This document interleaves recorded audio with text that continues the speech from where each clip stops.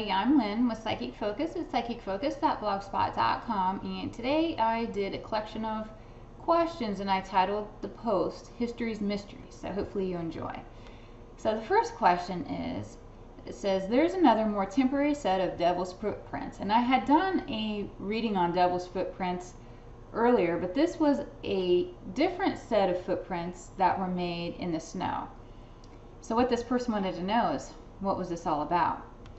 It says they were made in the snow and only on 2 to 3 nights in February of 1855 in East and South Devon, England.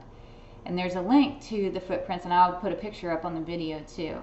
And there in Wikipedia it also gives a better description of what these footprints are. But basically it looks like a really strange hoof in the snow. They were there for a few days and then all of a sudden they were gone. Nobody saw a creature, nobody witnessed anything, so it was truly a mystery of that time. And so when I looked into it, it was kind of different, because when I first tapped into this question, I saw an image of a Bigfoot, and I didn't really understand why, because I did not feel like Bigfoot made this footprint. So I was trying to understand what the correlation was, or what was I being shown, why was I given that image. And then it dawned on me that Bigfoot can come and go into our 3D reality. Bigfoot is actually kind of a spiritual being that has control over what, I guess, layer of earth or what reality he wants to appear in. So he can come and go into our world easily. So when I tuned into this and I saw that image of Bigfoot, and I saw Bigfoot going from this reality and then walking and slowly fading off into a different reality, I realized that the being that left this footprint in the snow operated in the same way. It was more, I guess, accidental with this being. Like, Bigfoot has control over it. Bigfoot understands what's going on. He can come in, he gets maybe scared, maybe there's people around, maybe he's feeling somehow threatened, and then he merges back out.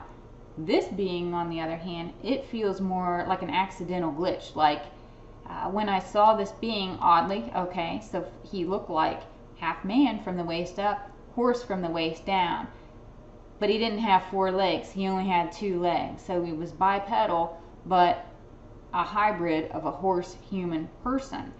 But what I even noticed more was he felt really confused. That's why I realized this wasn't an intentional altering of vibrations and accidentally getting into a different timeline or different scenario. This was pure confusion for him as well. And it was as if he came here, he walked around, but then he left as fast as what he came here. I also got that around this region, in this area, there's some kind of a vortex of energy that allowed it to happen. It is a more maybe spiritual place. I don't know if people go there and meditate. I don't know what really is there. I didn't want to research it. I don't like to get my I guess, view jaded by any kind of bias, but it felt as though there was something kind of magical about the region in which this happens, where I suspect this type of thing goes on. I wouldn't say it's once a month or even once a year, but I feel like there is some level of frequency to oddities where maybe things can come into this layer of earth, they experience our 3D reality, and then they phase out just as quickly as what they phased in. I also got that I didn't feel a devilish vibe to this being. I didn't feel like he was harmful. In fact, if he would have seen a full human full body versus the half hybrid that he's used to and acclimated to be around, it would have scared him and he would have been really intimidated by it. So the whole thing was just completely unique. It was a phenomenon of that moment, but that's how I saw this play out. Okay, cool question though. I really enjoyed it.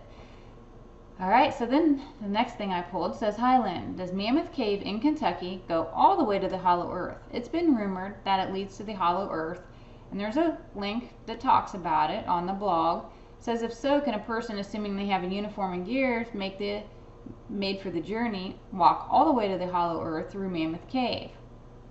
So I get that if you walk through the specific labyrinth of caves, um, and you knew what you were doing, or at least had a good intuitive sense that you would be able to make it to a gateway that would lead to the hollow earth, but there's no actual opening already there. And I get to breach that entrance or be able to get through the entrance, you would have to go through some kind of test to do it.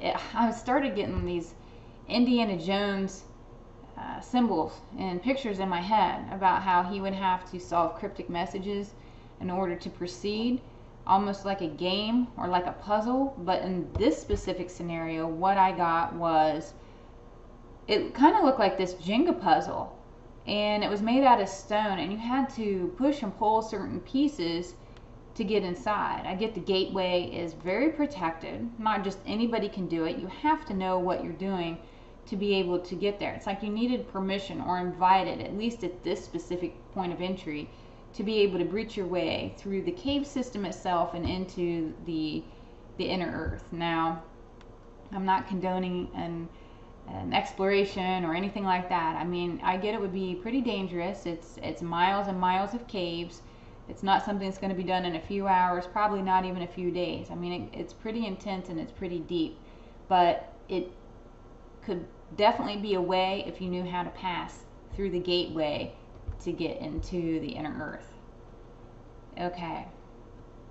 Next question says, can you take a look at the hole in Houska Castle in Chechnya and see where it leads to? Some people claim it's a portal to hell. It says here's a video that talks about the Houska Castle, and I'll put a link to the video in my blog itself. And it's the most eerie, it's this castle, and it has this eerie hole in it.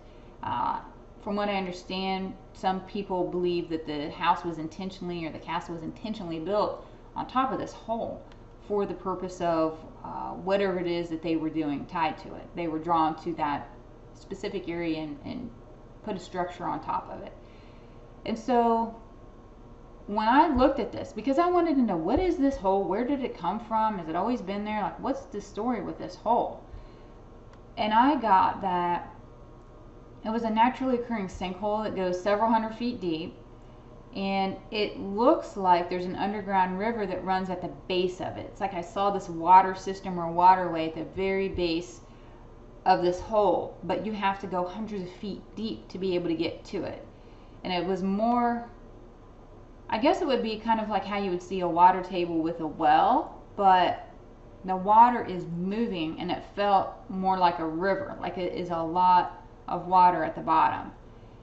And I get that several hundreds of years ago, you know, there was this cave system, and people used to use the cave to traverse from here to there. They would use it for shelter, all kinds of things. And this cave system flooded, and the people that were there, they left.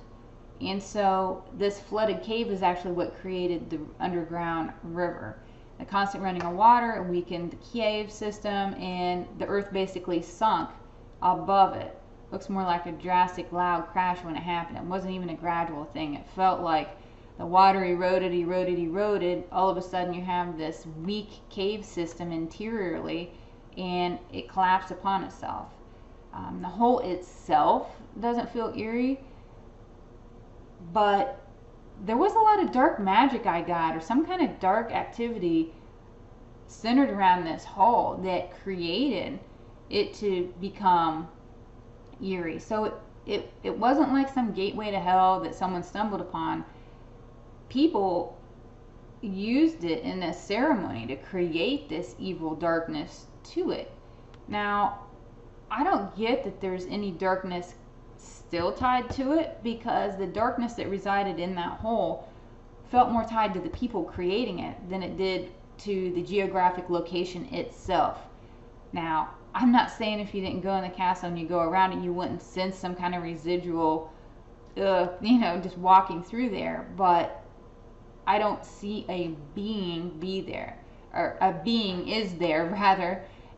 It feels as though maybe you'll get some vibes of energy, but the being itself and the entities that they drew upon it, they feel to be gone. And really that was all I had on that. So all in all, I had three histories, mysteries that I wanted to look at. I hope you enjoyed the reading. Please feel free to leave a comment, like me, share me. All those things help me out tremendously. And again, I'm Lynn with Psychic Focus at psychicfocus.blogspot.com. Thank you. Bye.